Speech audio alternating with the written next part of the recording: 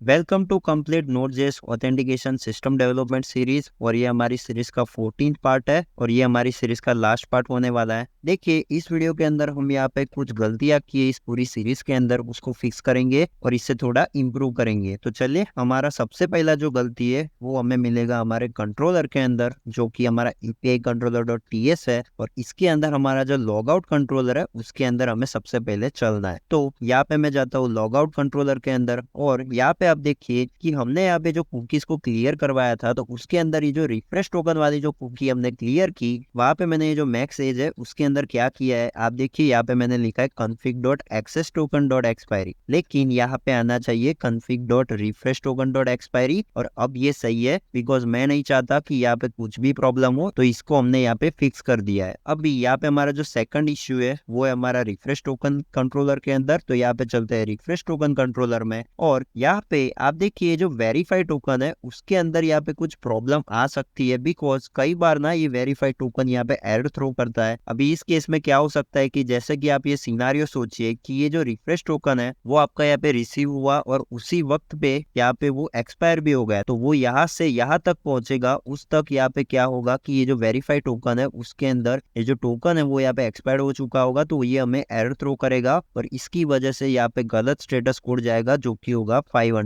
तो ये मैं नहीं चाहता, तो उसके लिए मैं क्या करूंगा, यहाँ पे एक वेरिएबल बनाते हैं लेट यूजर आईडी, और ये हो सकता है हमारा नल टाइप का, या फिर ये हो सकता है हमारा इस यूजर आईडी टाइप का जो कि है स्ट्रिंग, और इसको हम बाय डिफॉल्ट नल असाइन करेंगे। और इसके बाद यहाँ पे एक ट्राई कैच लगाते हैं और यहाँ पे आप लिखेंगे ट्राई कैच, और यहाँ पे इसके अंदर अगर एरर आती है तो फिर हमें क्या करना है, देखिए यहाँ पे इस यूजर आईडी को यहाँ पे गेट करेंगे और यहाँ पे ये कॉन्स्ट हटाना है आपको, और ये जो यूजर आईडी है उसको सिंपली अपडेट करना है। तो यहाँ पे जो यूजर आईडी है जो कि यहाँ पे हमने डिफाइन किया उसको हम यहाँ पे अपडेट कर रहे हैं, और यहाँ पे अभी हमें एरर दे रहा है that I decrypted JWT is not assignable to type string. और इसके पीछे का क्या रीजन है, इसका रीजन बहुत ही सिंपल है कि हमें ये जो यूजर आईडी है उसको यहाँ पे सबसे पहले डिस्ट्रक्चर करना होगा इसके अंदर से। तो यहाँ पे हम लिखेंगे डिक्रिप्टेड JWT और यहाँ पे इसको डिफाइन करेंगे कॉन्स्ट डिक्रिप्टेड JWT, और ये जो यूजर आईडी है उसको हम निकालेंगे इस डिक्रिप्टेड JWT से। अब ये सही है, और इसके अंदर हम यहाँ पे ERR लिखेंगे, और यहाँ पे अगर एरर आती है तो फिर ये जो यूजर आईडी होगा वो होगा हमारा नल। अब ये सही है, और यहाँ पे हमें वार्निंग दे रहा है तो इसको हम यहाँ पे डिसेबल कर देंगे, जिससे वार्निंग हमारी फिक्स हो जाएगी। और अभी हम यहाँ पे लिखेंगे इफ यूजर आईडी, अगर हमें यूजर आईडी मिलता है तो ही हम यहाँ पे सारी जो प्रोसेस है, हमारी जो नेक्स्ट प्रोसेस है उसको परफॉर्म करेंगे। तो ये जो सारा कोड है उसको मैं इसके अंदर शिफ्ट कर दूंगा, जिससे अगर ये यूजर आईडी हमें नहीं मिलेगा, यानी कि अगर इस वेरिफिकेशन के अंदर कोई एरर आएगी तो फिर यहाँ पे ये बाईपास हो जाएगा और हमें 401 यहाँ पे मिल जाएगा। तो हमारा एक यहाँ पे इम्प्रूवमेंट था जो कि हमने यहाँ पे कर दिया है। और अभी हमारा जो नेक्स्ट इम्प्रूवमेंट है वो हमें मिलेगा हमारे फॉरवर्ड पासवर्ड एपीआई कंट्रोलर के अंदर। तो यहाँ पे चलते हैं फॉरवर्ड पासवर्ड के अंदर। तो यहाँ पे ये जो हमारा सब्जेक्ट है जिसके अंदर हम यहाँ पे ईमेल सेंड करते हैं उसको सिर्फ चेंज करना है। तो यहाँ पे हम लिखेंगे अकाउंट पासवर्ड रीसेट रिक्वेस्टेड। तो बस हमें यहाँ पे सिर्फ सब्जेक्ट ही चेंज करना था, बाकी यहाँ पे जो मैसेज है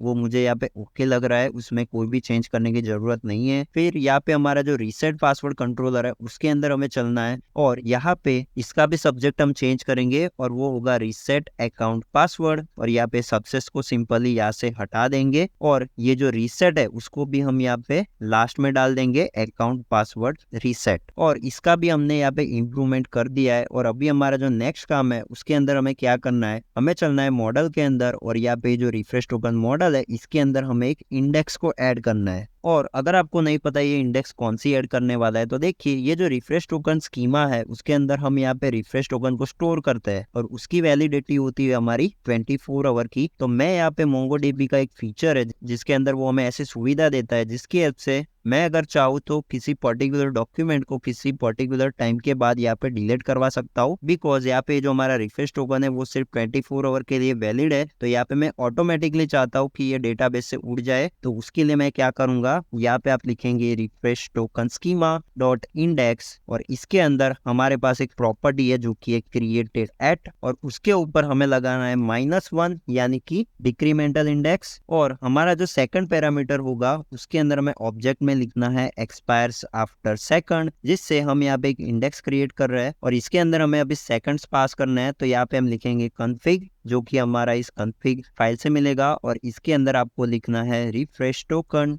डॉट एक्सपायरी। तो हमने वहाँ पे एक्सपायरी स्टोर की हुई है 24 आवर्स की इन सेकंड्स, तो इसको हमने यहाँ पे सिंपली पास कर दिया। अभी यहाँ पे हो सकता है कि जो रिफ्रेश टोकन का इंडेक्स है वो ऑटोमेटिकली आपका यहाँ पे जनरेट नहीं होगा बिकॉज हमने यहाँ पे पहले इसे डिफाइन नहीं किया था। तो यहाँ पे हम npm run dev करेंगे और यहाँ पे चलते हैं डेटाबेस के अंदर और यहाँ पे जो रिफ्रेश टोकन्स है उसके अंदर अगर आप इंडेक्सेस देखेंगे तो आप देखिए यहाँ पे ये आ चुका है, मतलब ये ऑटोमेटिकली जनरेट भी हो गया है। लेकिन कई केसेस में ये जनरेट नहीं होता है, तो आपको क्या करना होगा, आपको यहाँ पे सिंपल ये जो रिफ्रेश टोकन का कलेक्शन है उसको डिलीट कर देना है एंड देन आपका ये जो कोड है उसको एक बार फिर से Ctrl+S करके सेव करेंगे और ये जब ये रिस्टार्ट होगा तो ऑटोमेटिकली वहाँ पे ये जो इंडेक्स है वो यहाँ पे दिखाने लगेगा। तो यहाँ पे TTL इंडेक्स है यानी कि टाइम टू लीव इंडेक्स है, तो ये जो हमारे डॉक्यूमेंट हो गए उसको वो हर एक मिनट पे चेक करेगा और अगर वो 24 आवर्स से ज्यादा हो गया होगा तो उसे ये सिंपली यहाँ से डिलीट कर देगा और हमारा जो यूजर होगा वो ऑटोमेटिकली यहाँ पे अनऑथेंटिकेटेड हो जाएगा। तो ये एक हमारा मॉडल स्पेसिफिक यहाँ पे इंप्रूवमेंट था, तो वो भी हमने यहाँ पे कर दिया है। और अभी हमारा जो नेक्स्ट काम है उसके अंदर हमें क्या करना है, आप देखिए अगर आप यहाँ पे SRC के अंदर कॉन्फ़िग के अंदर जाएंगे तो हमारे पास है एक रेट लिमिटर .ts फाइल और अगर आप यहाँ पे कोई पब्लिक API बना रहे हो तो उसके अंदर आपको मेक श्योर करना है कि आप यहाँ पे रेट लिमिटर ऑब्वियसली अप्लाई करें। बिकॉज क्या होगा ना कि अगर आप यहाँ पे ऑथेंटिकेशन API बनाओगे और वो पब्लिक API है तो हो सकता है कि कोई आपकी API के ऊपर ब्रूट फोर्स अटैक कर दे और यहाँ पे कोई रैंडम पासवर्ड यहाँ पे ट्राई करे आपके यूजर का डेटा ब्रीच करने के लिए। तो उस केस में आपको क्या करना होता है कि ये जो पब्लिक API है उसके ऊपर रेट लिमिटर लगा सकते हैं हम कि यहाँ पे हम लिमिट कर रहे हैं कि यहाँ पे अगर 60 सेकंड के अंदर 10 रिक्वेस्ट से ज्यादा रिक्वेस्ट आती है तो फिर हम उस पर्टिकुलर IP को ब्लॉक कर देंगे हमारे डेटाबेस के अंदर। और ये जो पूरा सिस्टम है वो हमारा टेम्पलेट के अंदर डिफाइंड है। तो यहाँ पे अगर आप चेक करेंगे तो हमारे पास एक स्पेशल कलेक्शन है रेट लिमिटर फ्लेक्सिबल नाम से RLFLX, उसके अंदर ही उसकी एंट्री बन जाएगी और वो 1 मिनट के लिए ब्लॉक हो जाएगा बिकॉज उसने यहाँ पे 10 से ज्यादा रिक्वेस्ट की होगी। अगर आप चाहो तो ये ड्यूरेशन और पॉइंट को मॉडिफाई भी कर सकते हो। तो अभी हम देखते हैं कि इसको कैसे यूज करना है। देखिए आपको सिंपली चलना है राउटर के अंदर और ये जो API राउटर है उसके अंदर आपको चले जाना है। नाउ ये जो रेट लिमिटर है उसको हम सिर्फ पब्लिक APIs के ऊपर ही अप्लाई करने वाला है। तो उसके लिए मैं क्या करूंगा, ये जो रजिस्टर एंड पॉइंट है उसके आगे आपको यहाँ पे लिखना होगा रेट लिमिट और ये जो हमारा मिडलवेयर है जो कि हमारा यहाँ पे डिफाइंड है रेट लिमिट के अंदर वो यहाँ पे अप्लाई हो जाएगा। और अभी इसे मैं क्लोज करता हूँ और सिंपली ये जो रेट लिमिट है उसे सारी और APIs है जो कि पब्लिक APIs है उसके ऊपर अप्लाई कर देंगे। तो इसे हमने अप्लाई किया कंफर्मेशन पे, फिर लॉगिन पे और यहाँ पे हमें चाहिए रिफ्रेश टोकन API पे, फिर यहाँ पे फॉरगॉट पासवर्ड की,